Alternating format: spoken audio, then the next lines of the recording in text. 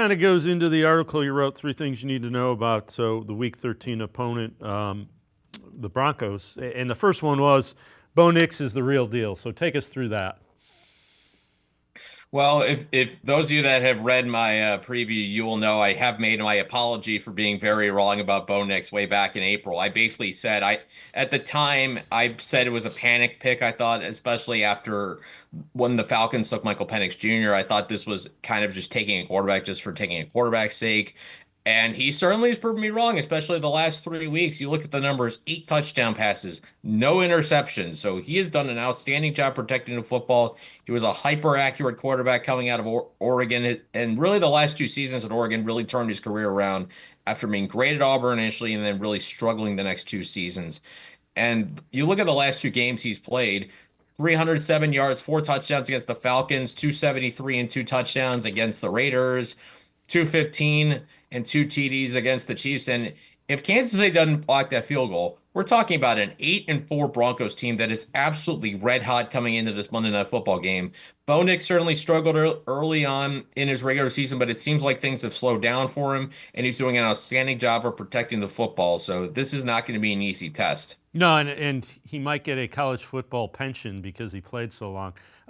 Your other two, Denver's defense has has had a massive turnaround, and Nick Bonito having a breakout season. So take us through those two. They're somewhat related.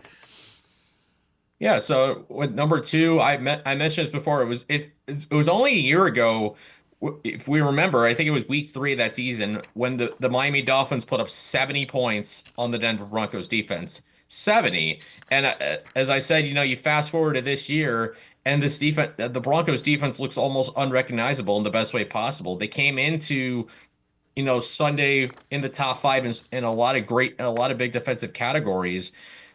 Right now, they're third in the NFL in scoring defense, third in yardage defense, second in pass yards allowed per attempt, fourth in rush yards allowed per attempt. This is just a defense that just does not allow you to gain yards and pretty much suppresses you. That's just what makes them so tough, is they really just make it hard for you to really move the ball or do anything consistently against them. Looking at their numbers, the last 3 games they played, the Chiefs only got 16 points. The Falcons had just 6. The Raiders 19. So they've done a really good job of limiting their opposition around them. And then also you look at number 3, I mentioned Nick Bonito. This was a guy who was a second round pick just a couple of years ago. In his third year, Bonito is having a big season. He's already got 10 sacks. That's tied with Myles Garrett for third in the NFL. This is a Broncos team that really gets after the quarterback. 44 sacks on the season. Bonito has been awesome this year. The former Oklahoma linebacker certainly coming into his own this year. He's 64th overall pick back in 2022.